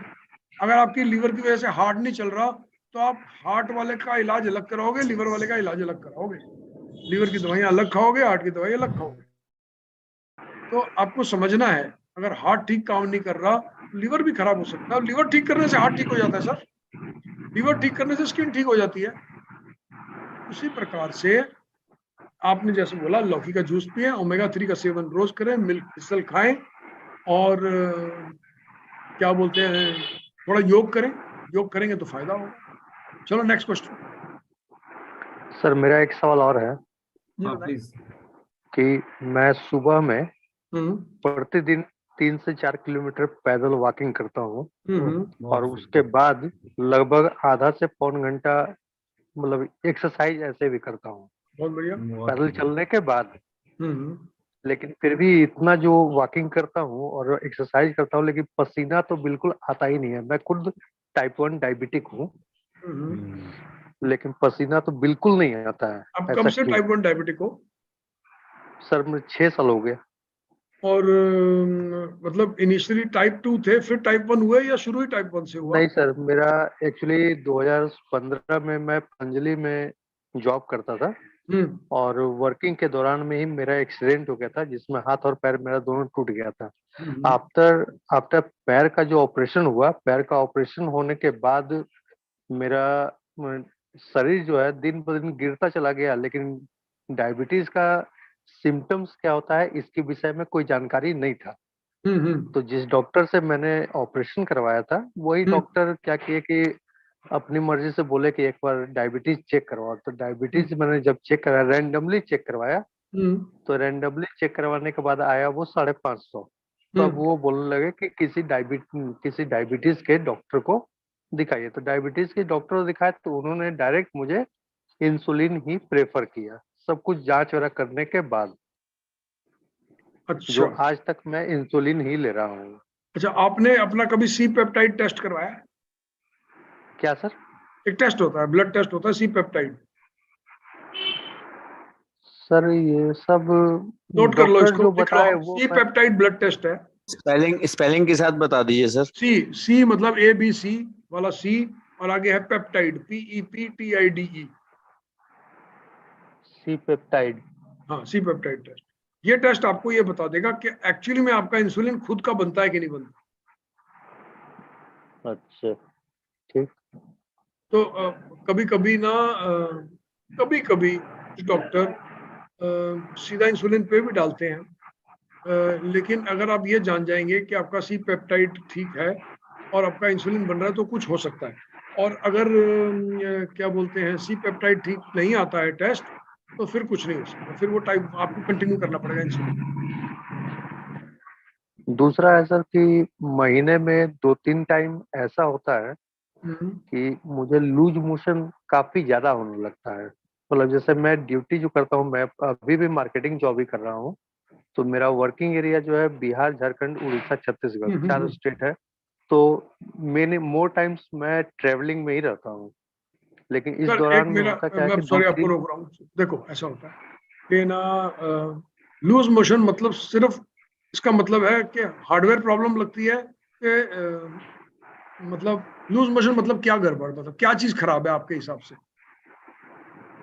मुझे पतला पैखाना बहुत ज्यादा होने लगता है। हाँ मैं समझ गया, लेकिन खराब महीना क्या में है दो आपके तीन हिसाब बार से? ऐसा लूज होता मोशन है। आना मतलब क्या खराब है? पता नहीं सर, इसके बारे में मतलब कभी ऐसा भी सोचे ही नहीं। ओके, मतलब आज डिस्कशन में थे, देखो फ्रेंड इसके मुझे दो बोला कि एस्पेक्ट, एक बार इसके ज्वाइन कर दो, लो। हाँ दो एस्पेक्ट है। एक एस्पेक्ट ये है कि आपका वाकई में डाइजेशन खराब है, ठीक है, और दूसरा एस्पेक्ट जी। ये है कि डाइजेशन ठीक है लेकिन आप खाना खराब खा रहे हैं। सर पानी ट्रेवलिंग करते हैं तो पानी के बदलाव की वजह से भी हो सकता है। हो सकता है, वो खाना मतलब मेरा वही मतलब था, खाना पानी दोनों। तो पहला इशू ये है कि आपका डाइजेशन खराब है, दूसरा इशू ये है कि आपका खाना पानी खराब है। तो अगर आपका डाइजेशन खराब है तो हम कुछ कर सकते हैं, और आपका खाना पानी खराब है तो हम जो मर्जी कर लें, ठीक नहीं होगा। वहां इन्हीं को जबकि कुछ मेरा करना सुबह होगा। का जबकि सुबह का जो मेरा डाइट है, हम्म, एवरीडे हम्म, सुबह का जो डाइट है, थोड़ा सा फूला हुआ चना, बहुत बढ़िया। मेथी, बहुत बढ़िया। खीरा, ठीक है। और कुछ कुछ भी फल। फल से मतलब जैसे पपीता हो गया, हम्म, या फिर खरबूजा हो गया, या सीजनल फूड में खरबूजा या तरबूज, यही सब फल हो गया एवरीडे। हम्म। यही मेरा सुबह का डाइट है। उसके बाद?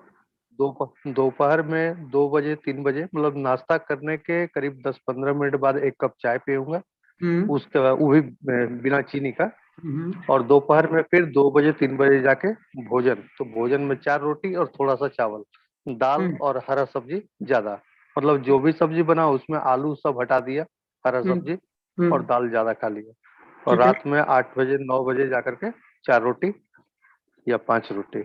और कभी दूध मिल गया तो दूध ले लिया, नहीं तो हरा सब्जी और रोटी, दाल। तो आप दो चीजें तो बिल्कुल ही गड़बड़ खा रहे हो जो आपको नहीं खानी चाहिए, ना रोटी खानी चाहिए ना दूध पीना चाहिए।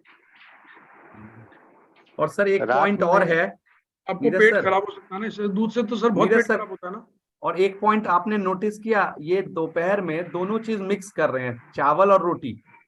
हम्म। सर आपका, मैं वही आपको समझा रहा था, आपके हिसाब से ये खाना ठीक है, एक्चुअली में ये खाना आपके लिए ठीक नहीं है जो आपने बताया। इनके लिए हम लोग सर एक वो डाइट प्लान बना के दे देंगे। बना के दे देंगे। अब हम व्हाट्सएप पे डाइट जहाँ प्लान से पे बात करना, आपकी हम कुछ हाँ, हेल्प जरूर करेंगे, बिल्कुल लेकिन ये प्रेम जी खाना के ठीक साथ नहीं है आपके लिए जो खा रहे हो। हम डाइट प्लान बनाएंगे, वहां से और यही पहले रीजन है डाइट प्लान। आपको इंसुलिन भी लगानी पड़ रही है, वो सी पेप्टाइड का टेस्ट आएगा तो उससे पता चल जाएगा। बिल्कुल बिल्कुल सर, उसके बाद आगे करेंगे। और फिर मैं आगे चाहूंगा और किसी का क्वेश्चन है तो प्लीज अनम्यूट करें अपने आप को।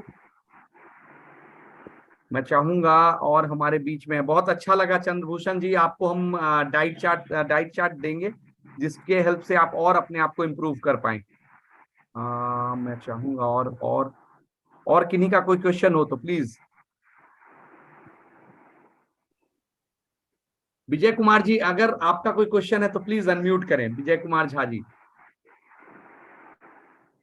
सौरभ जी हैं सर, सौरभ या गौरव जी होंगे। हाँ हाँ, उनसे आप पंकज जी। उनका कोई प्रॉब्लम था, वो कंसर्न था, उनका कुछ प्रॉब्लम था, पूछ सकते हैं। सौरभ जी हाँ अपने हाँ आप को प्लीज। unmute कर लीजिए, आप जो भी क्वेश्चन आप पूछ सकते हैं सर से डायरेक्ट। हाँ हाँ पूछिए। पंकज जी ने हैंड रेज किया, मैं चाहूंगा पंकज जी अनम्यूट करें। अनम्यूट कर सकते हैं हम शायद, मेरे ख्याल से अनम्यूट का ऑप्शन तो मैंने दे रखा। हाँ प्लीज। हाँ सर अनम्यूट मैं कर लिया हूँ। हाँ प्लीज। तो thank you so much sir, Neeraj Wadhwa sir, आपका जो है पूरा सेशन जो है बहुत ही शानदार हमेशा की तरह रहता है। और झा सर को मैं बहुत बहुत कोटि कोटि धन्यवाद देना चाहता हूँ कि आपको लेके हर शनिवार को हाजिर रहते हैं, अलग अलग टॉपिक को लेके। मैं झा सर को बोलता हूँ, झा सर मुझे छोड़ दो नहीं सर, ये आपका जो ये सोशल कंट्रीब्यूशन जो होता है ना सर हर शनिवार, ये रियली में देखा जाए तो बहुत बड़ा सर समाज सेवा है। और इस आपकी नॉलेज की वजह से, झा सर का जो प्रयास है, एफर्ट की वजह से हम लोग बूंद बूंद थोड़ा थोड़ा आपका 1% सर हम लोग लेते रहते हैं। तो आने वाला समय में चूंकि हम लोग हेल्थ एंड वेलनेस में हैं, तो हम लोग जितना ज्यादा इसको सीखेंगे, समझेंगे, और लोगों को जब अपने नॉलेज के माध्यम से जब हेल्प करेंगे, तो आपका सर, आपका जो प्रचार प्रसार पूरा भारत में होगा सर, भारत के बाहर ही होगा। बहुत धन्यवाद। अभी सर जो है मैं आपका सेशन से देख रहा था, एक क्वेश्चन जो है मेरे मन में रेज हो रहा है सर कि हार्ट के बारे में जब आप बात कर रहे थे, तो हार्ट से ही रिलेटेड सर कोलेस्ट्रॉल होता है। और कभी कभी जब हम लोग जो ब्लड टेस्ट करवाते हैं तो उसमें टेस्ट में निकल के आता है कि आपका कोलेस्ट्रॉल लेवल हाई हो गया है। जी बिल्कुल। तो हाई हो गया है, उसका आम जनजीवन में क्या उसका मतलब, क्या हम लोग के स्वास्थ्य पे क्या उसका इम्पैक्ट पड़ता है। और दूसरी चीज सर, एटोमी में जो हम लोग के जो प्रोडक्ट हैं हेल्थ के, उसमें से जो ओमेगा 3 है, उस ओमेगा 3 को लेके सर हम लोग अपने हार्ट को कैसे हेल्दी कर सकते हैं, कैसे वो हमारा कोलेस्ट्रॉल लेवल को। सर देखो कि पहली चीज ये कि कोलेस्ट्रॉल के लेवल जो बड़े हुए आते हैं, कोलेस्ट्रॉल के लेवल्स की जो रीडिंग है ना, वो पिछले 20 साल में बदलती आई है। मतलब हम हाई किसको बोलते हैं ये भी बदलता आया है, ये आपको पता है। वो वैल्यू चेंज होती जा रही है। मतलब 20 साल, मैं एग्जैक्ट फिगर्स नहीं बोल रहा टाइम के, लेकिन कुछ साल पहले 350 के ऊपर जो है हाई माना जाता, फिर उसके बाद 300 के ऊपर हाई माने जाने लगा, फिर उसके बाद 270 के ऊपर को हाई माना जाने लगा, फिर 200 के ऊपर हाई माने जाने लगा, अब 100 के ऊपर को भी हाई बोलते हैं। तो वो नंबर बदलता जा रहा है सर, वो नंबर धीरे धीरे नीचे आते जा रहा है। तो जब वो नंबर नीचे आता है ना, तो कुछ करोड़ लोगों का कोलेस्ट्रॉल हाई हो मार्केटिंग समझे। अगर नंबर 200 से 100 पे आया है ना, 150 करोड़ लोगों का कोलेस्ट्रॉल हाई हो गया। अब डॉक्टर 50 करोड़ लोगों को मिलेंगे और बोलेंगे, दवा लिख देंगे, बोलेगा डॉक्टर साहब रिपोर्ट कराइए, मेरा कोलेस्ट्रॉल तो 150 पे हाई आया है, डॉक्टर जो दवा लिख के देते। पहली चीज। दूसरी चीज कि वर्ल्ड की ना सबसे हाईएस्ट सोल्ड जो ड्रग है ना, वो कोलेस्ट्रॉल की ही है। सबसे ज्यादा दवाई कोलेस्ट्रॉल की बिकती है, कोलेस्ट्रॉल लोअरिंग ड्रग। और उसके साइड इफेक्ट्स ये होते हैं, उसके साथ मेमोरी प्रॉब्लम्स आते हैं, उसके साथ सेक्सुअल प्रॉब्लम्स भी आते हैं। खासकर मेन को सेक्सुअल प्रॉब्लम्स आते हैं और विमेन को मेमोरी प्रॉब्लम्स आते हैं, वो दवा खाने की वजह से। तो इसलिए मैं हमेशा बोलता हूँ, कोलेस्ट्रॉल की तरफ बाद में देखें, ट्राइग्लिसराइड की तरफ पहले देखें। अगर ट्राइग्लिसराइड 100 के नीचे है तो कोलेस्ट्रॉल के बारे में ध्यान ही मत दें, और ट्राइग्लिसराइड 100 के ऊपर है तो कोलेस्ट्रॉल की तरफ ध्यान देने की जरूरत है। तो पहले ट्राइग्लिसराइड्स की ओर देखें। मतलब जैसे मेरे पास एक लेडी आई है, उनका ट्राइग्लिसराइड 264 है। अब 264 का मतलब उनका खान पान ठीक नहीं है ना। कोलेस्ट्रॉल में देखूंगा, लेकिन बाद में देखूंगा ना, पहले उनको बोलूंगा इसको देखो कोलेस्ट्रॉल नीचे लाने के लिए आप दवा खाते हो, ट्राइग्लिसराइड नीचे लाने की कोई दवा होती ही नहीं है।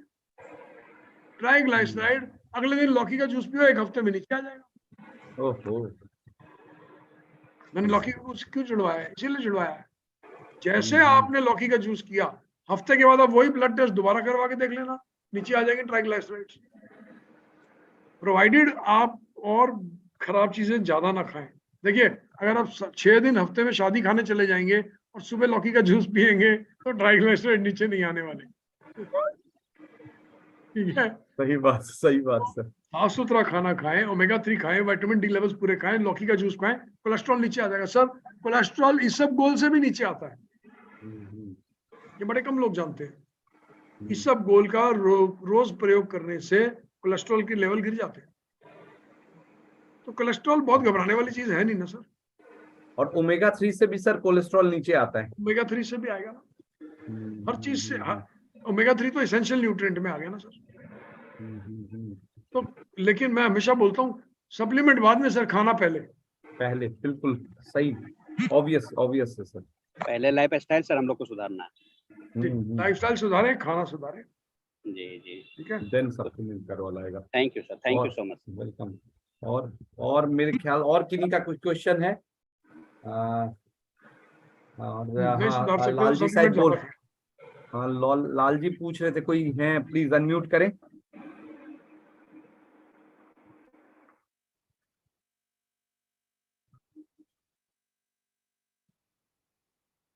किन्हीं का और कोई क्वेश्चन प्लीज?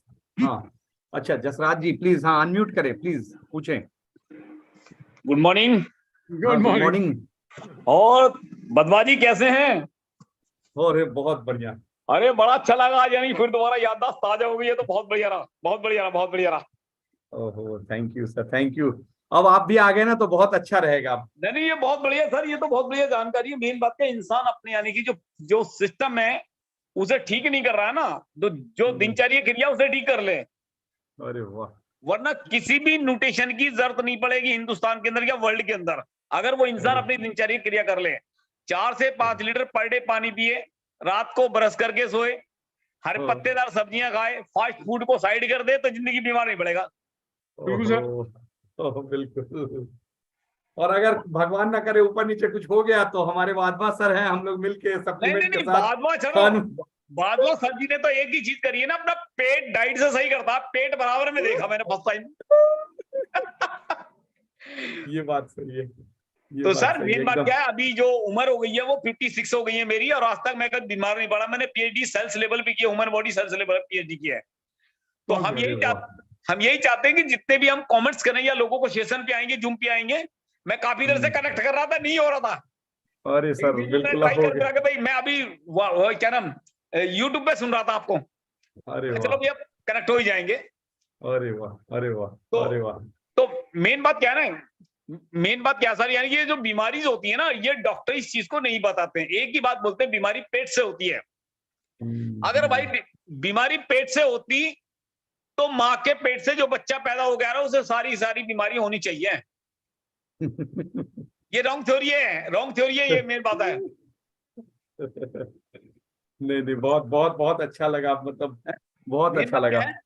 रात को यानी कि मैं मॉरिशस में था, 6 महीने रहा मॉरिशस में जी। तो मेन बात क्या है कि वहां पे ये जो R&D हुई थी वो रिसर्च हुआ, ये यानी कि दांतों के ऊपर हुआ था। आखिर ये जो बीमारी होती है कहां से होती है? इंसान खाना खाता है, रात को ब्रश करता है, हिंदुस्तान में कहा मॉर्निंग में। सर यही बीमारी है, कुछ नहीं है बस।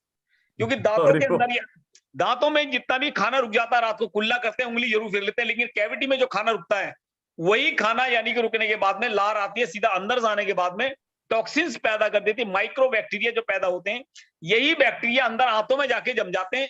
ये अंदर मल्टी कैलकुलस में होता है। जो खाना हम लोग खाते हैं वो आंतें खा जाती हैं,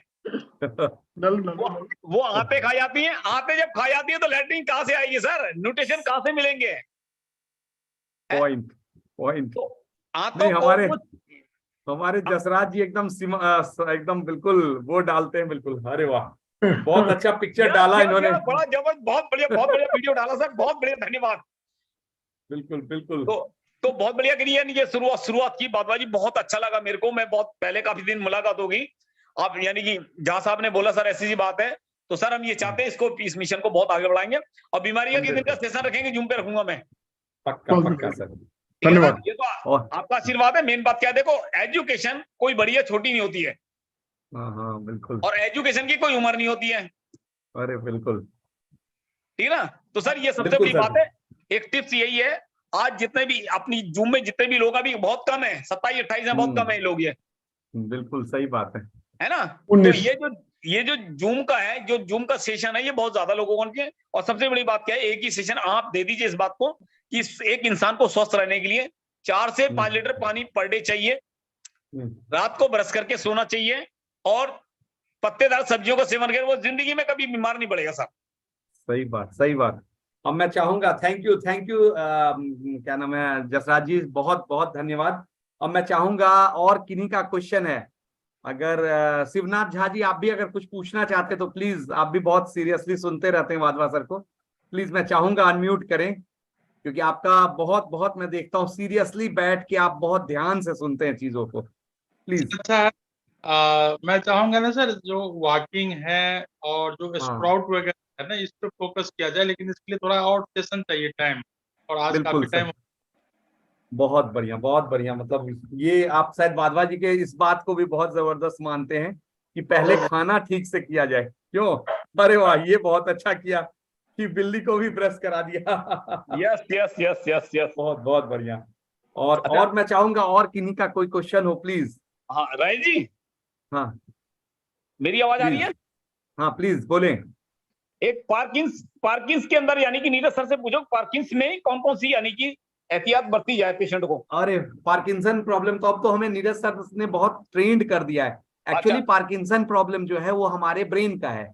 ब्रेन का जब नर्स जो है ना, न्यूरॉन का, वो कनेक्ट नहीं कर पाता है बॉडी से, और पार्किंसन प्रॉब्लम को मेंटेन करने के लिए जो सबसे पहला है, विटामिन डी B12 का लेवल अप करने के बाद ओमेगा 3 स्पिरुलिना और हीमोहिम बेस्ट रिजल्ट देगा।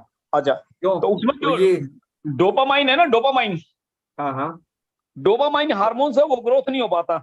नहीं, एक्चुअली वो आप जब हेमोहिम देखेंगे ना, तो वो अपने आप पूरा बॉडी को जो कंप्लीट चाहिए, एक्चुअली नहीं होने का कारण क्या है, जो नीरज सर ने हम लोगों को सिखाया है, इन बॉडी इन्फ्लेटेड होता है बहुत ज्यादा, तो वो इन्फ्लेशन को मेंटेन कर देता है हीमोहिम। जी जी जी, तो आप उसका हीमोहिम का बहुत अच्छा रिजल्ट आता है पार्किंसन पे, अच्छा अच्छा अच्छा, हर एक पे, मतलब बहुत जबरदस्त रिजल्ट आता है। अच्छा अच्छा अच्छा। प्लीज अब मैं चाहूंगा सत्यम जी शायद, या कोई कौन बोल रहा था लाल जी की किसी के बारे में पूछने के लिए, प्लीज अनम्यूट करें। लाल जी किनके बारे में आप बोल रहे थे? प्लीज अनम्यूट करें।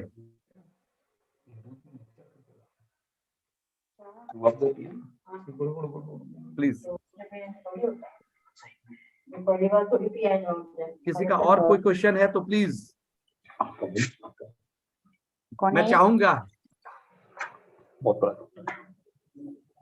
चाहूंगा अगर किन्हीं का कोई क्वेश्चन है तो प्लीज।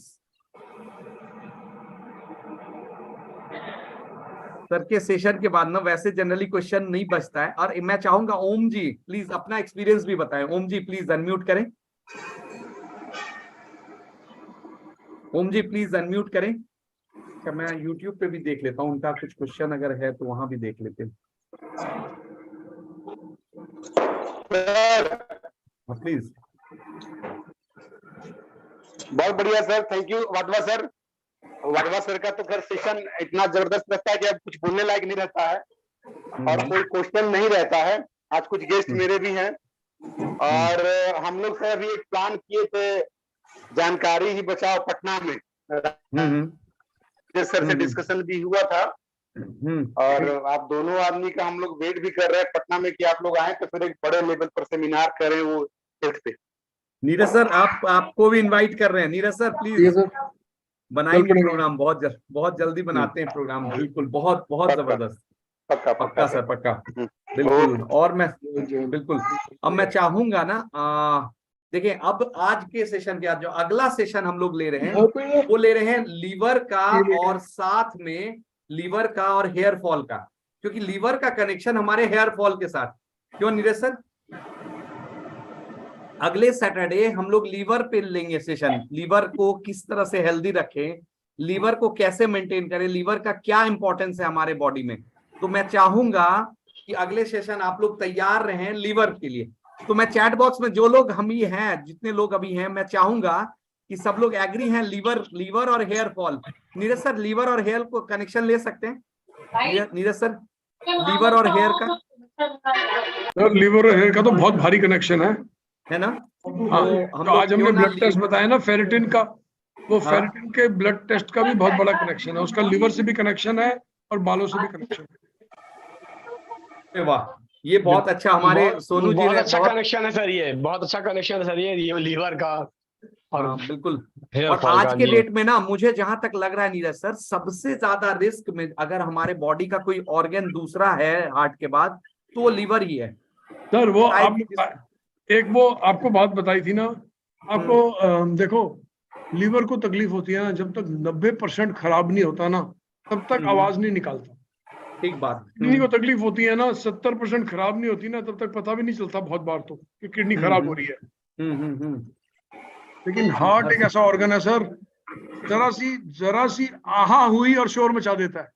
ओ मतलब ये एक्चुअली ये एकदम तुरंत इसका टॉलरेंस लेवल जो है वो बहुत कम है। नहीं सिर दर्द होगी और आपको महीने में 20 बार सिर दर्द हो आप दवा खा लेंगे, आपको महीने में 5 बार पेट खराब हुआ आप दवा खा लेंगे, लेकिन आप एक बार हार्ट खराब होना अफोर्ड नहीं कर सकते। ओहो अच्छा। एक बार भी, मतलब जिस दिन पहले दिन हार्ट की दर्द हो गई ना उसी दिन दौड़े दौड़े डॉक्टर पे जाएंगे, दूसरी बार का नंबर नहीं आने देंगे आप, क्योंकि आपको पता जान पे बन जाएगी। तो हार्ट की खराबी जो है बहुत शोर मचाती है, हार्ट बहुत शोर मचाने वाला ऑर्गन है, जरा सी तकलीफ हुई नहीं के शोर मचा देता है वो। अच्छा नीरज सर एक चीज बताएं, हम जैसे हम लोग अगर जनरली जो इस वेबिनार में 40-40 प्लस के लोग हैं मैक्सिमम, तो उस केस में ओमेगा 3 हमें पूरे दिन में कितने सॉफ्ट जेल खाने चाहिए? Sir 2 soft gel. और इसका जो ऑप्टिमम टाइम है सर, वो जो हमारे लिए हेल्थ के लिए सबसे बेस्ट हो, वो टाइम कौन सा होना चाहिए? सुबह शाम को सुबह खाओ। आप क्या सजेस्ट करते हैं जनरली? मैं तो पोस्ट मील सजेस्ट करता हूँ कि रात को। मैं सर हाँ रात को देता हूँ, मेरा पर्पस रहता है रात को ओमेगा 3 देने का, क्योंकि मेरा मानना रहता है बॉडी का सारा रिपेयरिंग, जो कि मैंने आपसे ही सीखा है, सारा रिपेयरिंग रात में होता है। तो जब रिपेयरिंग होता है उसी समय अगर ओमेगा 3 मिल गया ना, तो हम कहीं ना कहीं उसको यूटिलाइज कर लेगा बॉडी, उसको मतलब आगे मेंटेन करने में। तो 2 सॉफ्ट जेल मैं रात को सोने के समय खुद भी लेता हूँ मतलब। और ओमेगा 3 से सर अच्छा एक चीज बताएं, ओमेगा 3 लेने से मैंने जो ऑब्जर्व किया, जब मैं ओमेगा 3 लेता रहता हूँ रेगुलरली, नींद बहुत अच्छी आती है सर, इसीलिए रात को देना चाहिए। ओह नींद अच्छा। अच्छी आएगी। Oh that's brilliant. मतलब हम लोगों को ओमेगा 3 का सेवन करते रहना चाहिए रात में। फ्रेंड्स सर ओह देखो, ओमेगा 3 भी ना एक चीज का सप्लीमेंट नहीं है। जैसे हम वैसे ओमेगा 3 के नाम पे बोलेंगे ये ब्रेन हेल्थ को इम्प्रूव करता है, ये हार्ट हेल्थ को इम्प्रूव करता है, एक्चुअली में तो वो पूरी हेल्थ को इम्प्रूव करता है। यस यस यस यस बिल्कुल सर, बिल्कुल सर, बहुत बहुत जबरदस्त रहता है। ठीक है, तो अब वापस से हाँ आज अब मैं सबसे पहले आप सबकी तरफ से नीरज सर को थैंक्स बोलूंगा पहली बार। दूसरा मैं बोलूंगा कि अगले बार का टॉपिक आप सबको पता लग गया, कल पोस्टर आपको मिल जाएगा। नेक्स्ट सैटरडे हम लोग डील करेंगे लीवर के हेल्थ पे, लीवर के हेल्थ को कैसे फिट रखा जाए। और मैं चाहूंगा अगर आपको ये सेशन अच्छा लगा ना, तो आप इस सेशन को ना अपने नोन अननोन सबके बीच में प्रमोट करें और इस चैनल को सब्सक्राइब करें, ताकि क्या होगा, नीरज सर ने आपको लिंक भी दिया है अपने फेसबुक चैनल का, उस पे भी आप जाएं, क्वेश्चन आंसर कर सकते हैं। अगला हमारा सेशन है वो है लीवर पे। अब आप सोचो, नीरज सर ने बताया लीवर का कनेक्शन, लीवर का और हेयर का दोनों का कनेक्शन लेके हम लोग आएंगे, आपको एजुकेट करेंगे। ये वापस से मैं बता रहा हूं, ये जो पूरा प्रोग्राम है ये एक एजुकेशनल प्रोग्राम है, जो आपको एजुकेट करता है कि आप अपने हेल्थ को कैसे मेंटेन रखें, अपने बॉडी को कैसे मेंटेन रखें, लीवर का प्रॉपर फंक्शन किस तरह से होता है। तो मैं वापस इस सेशन को आज यहीं क्लोज करूंगा और वापस आप सबका इस सेशन में टाइम देने के लिए दिल से धन्यवाद करता हूं। Okay, good night sir. Okay.